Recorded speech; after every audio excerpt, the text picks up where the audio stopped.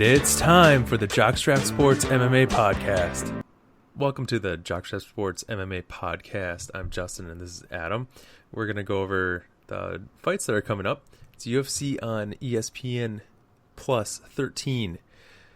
Germaine de Randamie against Aspen Ladd. I think that's how you say her name.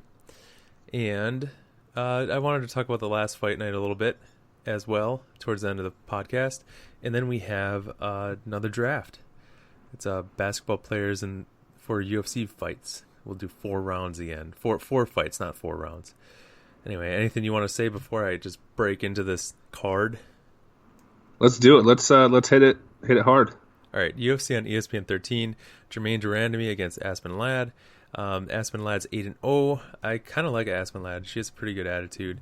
Germaine de Randamie, I don't really like her too much. The main thing is the Holly Holm fight when she was punching her after the bell, and then she ran from her title because Cyborg wanted to fight her. I can't choose her, so I'm going to say Aspen Ladd. I'll say Aspen Ladd by decision. Aspen Ladd coming in minus 185. Jeez. I think it should be closer than that. I don't think she should be that heavily favored, but maybe they feel like Germaine de Randamie is a little bit like just mentally not there, something like that. So we'll see though. Aspen Ladd, hopefully she'll get the W. In the rankings, Germaine de Randamie is the first number 1 bantamweight, and then Aspen Ladd is number 2. That's behind the champion. So next fight, co-main event. Uriah Faber coming out of retirement against Ricky Simon. Ricky Simon has 1 loss. He's been fighting for a bit now. I was just looking to see who his loss was before he got in the UFC, and then he beat Hani Yahya. Man, I don't know. I think I would love to see Uriah Faber win this fight, but I think he's going to lose. I got Ricky Simon. It's probably going to be a big discrepancy too. Yeah, it is a pretty big, pretty heavily favored for Ricky Simon at minus 325. Yeah, that's pretty heavily favored. Uriah Faber, he's good. He was this awesome champ in the WEC before UFC, and then couldn't capture gold in the UFC. And he trains all these fighters. He's kind of known for being the head trainer at Team Alpha Male, all that kind of stuff. It's just hard to pick him here. He's coming out of retirement. Yeah. Next fight. This is a cool fight. Mirsad Bektic against Josh Emmett.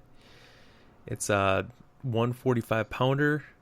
What's funny is they collectively have 3 losses. So Mirsad Bektic is 13-1 and Josh Emmett's 14-2. Josh Emmett's coming in with the power, and Mirsad Bektic is coming in with the technical striking. Josh Emmett, man, when he lands, though, he can put a lot of people out. His last fight he won, and it was against Michael Johnson, who has really good footwork, is technical himself. It was the 3rd round, 4th minute, and he did an overhand right and knocked out Michael Johnson. With that said, I think Mirsad Bektic is going to tag him up, and I think he'll just win by being technical. So I got Mirsad Bektic by decision. Picking the favorite once again. Not too big a spread though. Coming in minus 175 versus Josh Emmett, who would have been a plus 145. Yeah, that's worth picking Josh Emmett as an underdog. I mean, any strike you can put him out. The next fight I wanted to go over was a Carl Robertson against Wellington Truman. Don't really know these guys too much or anything. I'm picking Carl to win inside distance, unless if Wellington has an arm triangle, which Carl has lost twice to in a 7-2 record. I think Carl Robinson will be able to beat him with strikes. So that's now tell me, are you picking Carl Robinson because his name is not Wellington? No, that's not the reason. He has some heavy hands. Yeah. I would pick Carl just solely based on he has a better name. Yeah, that Wellington Truman name really kind of puts me off on. I really don't think that A lot will come out of that. Is he British? Brazilian. With the name Wellington? Yeah. Okay. Yeah, I know. Interesting. Yeah. So. Throwing us all off. It's at 185. Carl's usually at 205, so he's going down, which isn't always the best, but maybe it will be. We'll see. Carl is coming in at minus 225. Yeah, that makes some sense. Next one we have Cesar Ferreira against Marvin Verturi. I don't know. Vittori? Yeah, Vittori. I don't know. Cesar Ferreira has been doing good recently. I don't really know who I'd want to pick on this one. I shouldn't have even went over this one. So I'll just skip it. Whose name do you like better? Well, I would pick Cesar just because I'm more familiar with him. Well, actually, no, because Marvin has a win over Jack Hermanson, I think. No, I'm thinking a different guy. Marvin barely lost to Israel Adesanya, so that's pretty good. I don't know. I don't know. I got Cesar. So you're torn on the pick. Coming in as the favorite is Marvin Vettori. Yeah. At minus 160. This is probably one of the closer fights that we've gone over so far. Yeah. With Cesar Ferreira coming in plus 130. Yeah. Yeah, I don't know. I'm going to skip a few of these fights. The next one that catches my attention.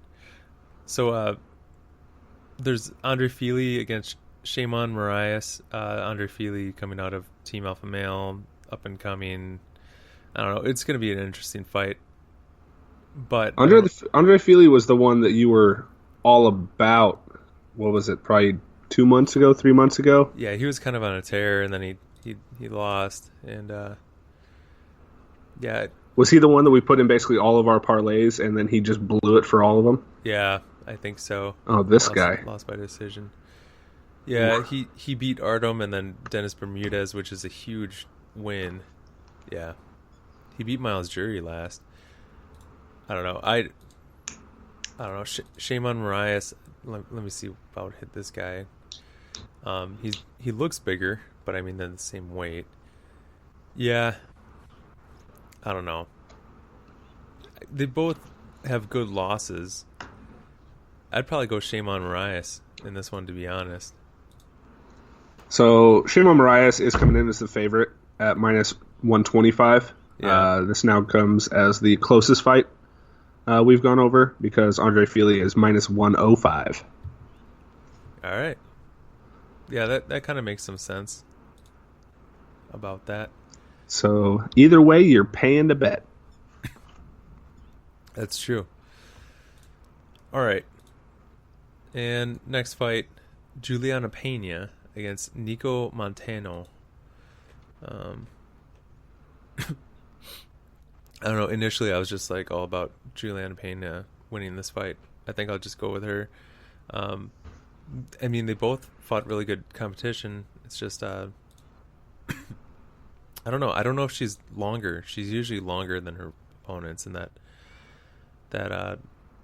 5'7", and Nico is 5'5". So yeah, she's coming in longer. I don't know. I got Juliana Pena. Juliana Pena is coming in as a favorite, minus 165. Yeah. But yeah. Yeah, she's scrappy and she has some good groundwork. So, but Nico's pretty good. I just not too familiar. The one I really wanted to get to is this prelim right here. Darren Elkins against Ryan Hall. Ryan Hall's coming in at 7-1. Darren Elkins is 24-7. Darren Elkins is the champion of the worst tattoo in the UFC. He has this damage across his chest, and it's because his nickname is Damage, so it's Darren the Damage Elkins. It's in this weird font, but Ryan Hall has this really interesting way of fighting. He's not the greatest striker. He kind of does this thing that he calls a 50-50 position, where he like grabs the opponent's legs with his legs, and I think Darren Elkins will beat him probably by TKO. I don't think that position will work on him. Okay. So Darren Elkins coming in as an underdog, but still at minus 110. Ryan Okay. Hall coming in minus 120. Yeah, I was interested to see what the line would be on that. Uh, I kind of thought that Elkins would be the favorite, but it being like even kind of makes sense to me. So yeah, that's everything I wanted to say about that. I did kind of want to go over the most recent UFC for a little bit, if you're all right with Let's do that. it. So as we Yeah, know, recap us on what 239. yeah. So I'll just go over some of the main things. Diego Sanchez came out against Michael Chiesa. I was like, Michael Chiesa's, I had him losing this just because I thought Diego Sanchez had this resurgence. I called him the zombie and everything, and he fell flat on his face. Michael Chiesa was beating him from the beginning. Actually, almost all the rounds could have been 10-8 rounds. Just looked really good. I don't know. Diego Sanchez, I believe, messed up in his camp. He started training elsewhere. I don't know. They were commenting on it, something like that. The next one, light heavyweight. I said my heart goes with Jan Blachowicz, and he won by TKO. And he could have won by TKO in the first round, but it was towards the end of the bell, and the end of the round. So Jan looked pretty good against him, and he's trying to get this projection so that he could fight for the 205 belt soon. And it might be entertaining, but I think he still needs a few more wins under his belt. Next one, world record breaker here. The most interesting fight of the weekend. Did you see it? Well, probably not. I saw the clip. Because Yeah, I mean, that's... it was so short that it fit into a GIF. Yeah, the clip is the fight.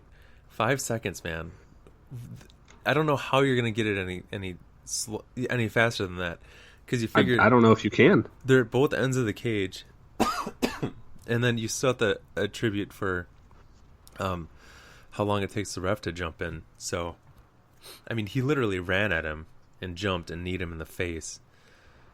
Now, did you see the video that came out afterwards? That he was basically training for that. He was like practicing doing a flying knee. No.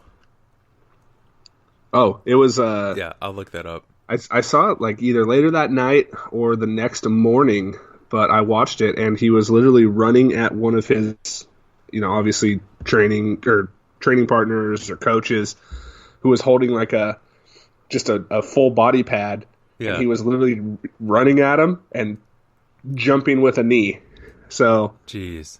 I don't know if it was planned or if he just came out and wanted to do it, but hey, it paid off. No, I think it was planned because his teammates were tweeting afterwards and they were time stamping it, that they were like texting each other saying that he was going to come out with the flying knee. And oh man, yeah, his teammates knew the game plan and everything too. I mean, it was a perfect game plan. Oh yeah, absolutely. Yeah, we're talking about Jorge Masvidal knocking out Ben Askren. That's what we're talking about. So. Oh, did we? We didn't even say it yet. I don't think we said right. it. Yeah, I mean, it made like all the news and everything. So I think everyone knows what we're talking about. Yeah. But now I know that you got some more fights you probably want to go through, but a little bit of controversy with this fight because I saw people on both sides kind of saying that he was being overly, basically just being a dick by throwing those 2 extra punches when he was already knocked out. But what is your point, or what is your what side are you on? Do you think that those 2 extra punches were necessary, or do you think he should have seen that he was knocked out and laid off? Well, just like playing to the whistle, you play till the ref gets you off. I didn't really like how, I think it might have been Herb Dean too. I don't remember who it was, but I didn't like how he came from behind, because the refs are taught to throw yourself in between the fighters, and Herb, or whoever it was, came from behind and grabbed him from behind. Maybe he was just in bad position. Maybe he wasn't planning on it to be 5 seconds. But I don't think any ref would really plan on that. Yeah, I know.